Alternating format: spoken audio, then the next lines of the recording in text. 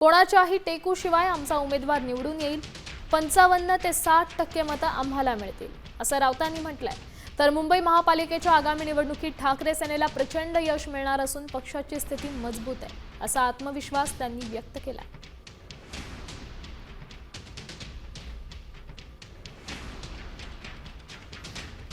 आमचा टार्गेट होईल म्हणजे आमचा महापौर 100% बसणार आणि सातत्यानं बसणार, कोणाच्याही टेकूशिवाय बसणार.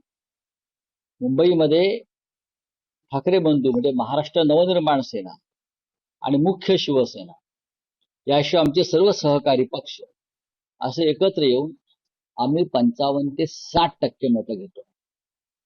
हा आकडा लिहून ठेवा. आता isakal.com आहे देशातील नंबर 1 ची मराठी न्यूज वेबसाईट. प्रत्येक अपडेटसाठी isakal.com ला नक्की भेट द्या.